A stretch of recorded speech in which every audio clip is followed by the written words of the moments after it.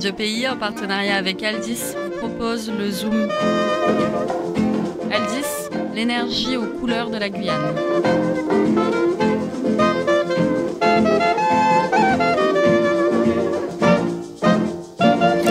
Salut, chers auditeurs et auditrices de Radio Pays. Comment ça va ? Bon, moi ça va. Ce matin, je suis en congé. J'en profite, pour une fois, pour être un peu tranquille dans mon jardin. À droite à gauche, des plantes, des arbres dont je ne connais pas le nom dansent au rythme de la mélodie du vent côtier qui se déverse dans mon pré vert.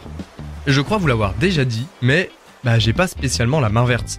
Récapitulatif du dernier épisode, après avoir réalisé l'exploit de noyer un cactus, j'ai, je crois, raté la pousse de graines d'oignon qu'on m'avait offert pour Noël. Mais vous êtes complètement con! Mais c'en est trop. Désormais, les choses vont changer. Je vais me former et j'ai sur mon téléphone PlanteNet, une application pour reconnaître les plantes. Alors on m'a dit qu'en Guyane ça ne marchait pas trop vu la diversité d'espèces végétales qu'on a, dont de nombreuses pas encore décrites officiellement en plus, donc bon, c'est sûr que ça va peut-être être un peu compliqué, mais bon, j'essaye quand même, et bizarrement, ça fonctionne, hein. Alors attendez, dans mon jardin j'aurais un jeune manguier, déjà, ok. Bon, c'est pas vraiment une plante locale, ça vient d'Inde, mais bon, ok, c'est bien quand même. J'en essaye une autre, tiens, que l'appli reconnaît également, super. C'est pas non plus guyanais. C'est du bois d'homme, Gazuma ulmifolia ou Gazum à feuilles d'orme. Très bien, ça vient d'Antilles. Attendez, j'en essaye une autre. Celle-là vient d'Asie. C'est pas du tout local, qu'est-ce que c'est ce bazar ? On a plein de végétaux en Guyane, une diversité folle. On parle quand même de presque 4000 espèces d'arbres, juste d'arbres, parce qu'il y a à peu près 5100 espèces végétales locales également. Et pourtant, dans mon jardin, des plantes exotiques, il y en a partout. Et sachez que mon jardin, en plus, est loin d'être une exception. En fait, il y en a partout dans tous les jardins de Guyane. Ne serait-ce que pour les arbres fruitiers. Regardez, si je vous dis, par exemple, dachine, ramboutan, fruits à pain, fils d'Alice, stekepa, gombo, niaouli. Ça vous semble local, ça ? Non ? C'est normal, ça l'est pas. Aujourd'hui, pour essayer de comprendre ce phénomène, on a fait appel à un chercheur spécialisé dans les usages faits des plantes en Guyane. J'ai nommé l'ethnobotaniste Marc-Alexandre Tarot, dit Marco, qui va nous aider à répondre à notre problématique du jour. C'est quoi la relation des Guyanais avec les plantes ? Et surtout, pourquoi il est important que la recherche se penche sur cette relation ? Avant tout, il nous faut préciser quelque chose. Ce sujet est d'une immense richesse, pour changer. Et il convient de préciser que nous ne pourrons l'aborder qu'en surface. Pourquoi ? Pour plusieurs raisons. D'abord, nous conviendrons tous, je pense, pour établir qu'il y a plusieurs Guyanes, au regard de la grande diversité culturelle de notre territoire.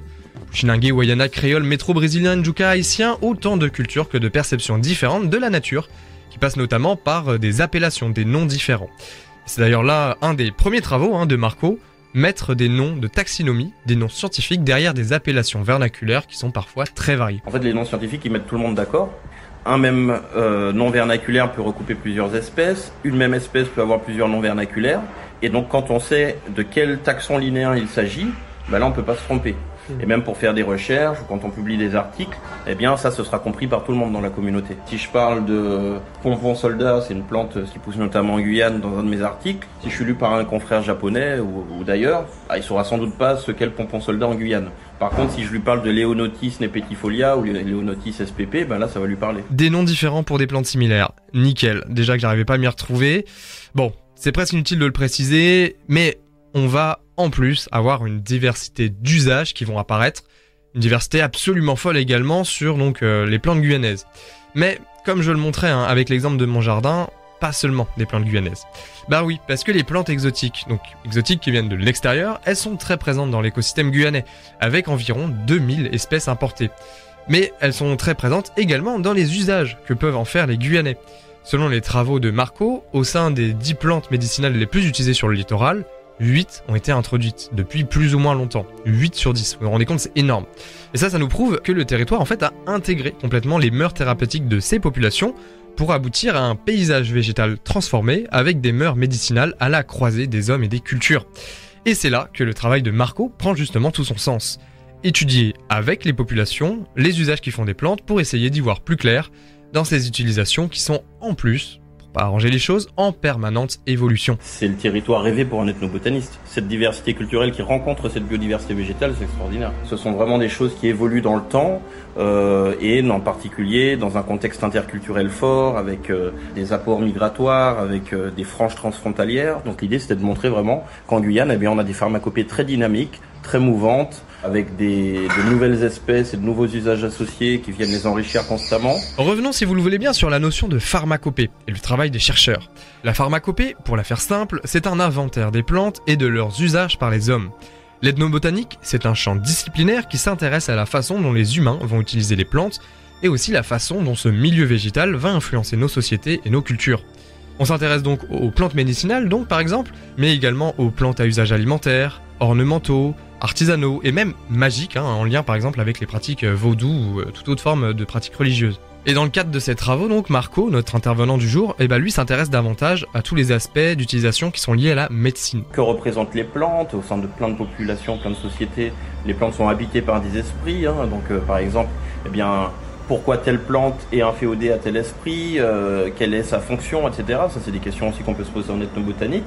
Quelles plantes sont sélectionnées et pourquoi? Pour s'alimenter, pour se soigner. On s'intéresse donc au choix culturel du végétal. Pour ce faire, le travail, et c'est très important de le dire, le travail d'enquêteur de l'ethnobotaniste doit se faire en coopération avec les personnes concernées. Pas question de venir voler des savoirs ou des plantes, ou juste de venir faire de l'observation chez les gens, cueillir de son côté quelques plants et puis se casser quoi. Non, Marco, lui, et comme tous ses collègues d'ailleurs dans l'idéal maintenant, pour ses travaux, il fait une véritable démarche de co-construction de savoir avec les usagers des plantes. Observation, entretien, discussion, enregistrement afin de déterminer comment sont utilisées les plantes, pourquoi et comment est-ce que ça s'inscrit dans des chaînes de représentation, dans une vision du monde, dans une connaissance du corps qui est particulière, qui sont particulières. Prenons l'exemple des communautés haïtiennes, qu'a étudié récemment Marco. Il s'est penché sur les pratiques médicinales traditionnelles dédiées à la lutte contre les maladies infectieuses. Savoir si ça marche ou pas, si c'est des traitements vraiment efficaces, ça intéresse pas vraiment Marco.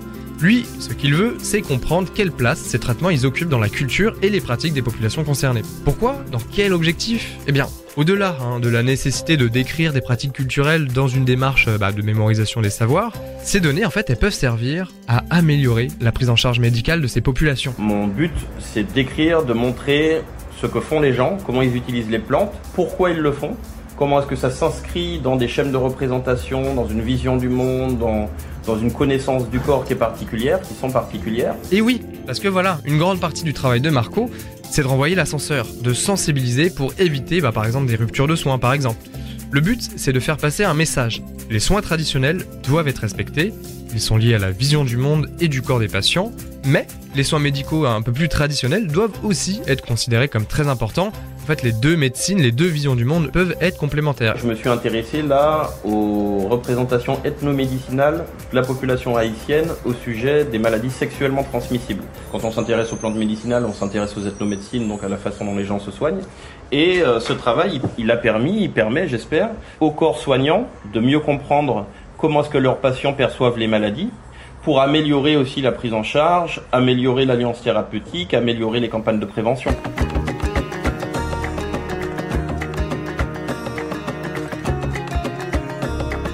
Parlons pour terminer du niaouli, une espèce venant d'Australie, considérée comme exotique envahissante. Des études environnementales ont été réalisées par le GEPOG notamment, dans l'objectif affiché d'éradiquer cette plante de l'écosystème guyanais.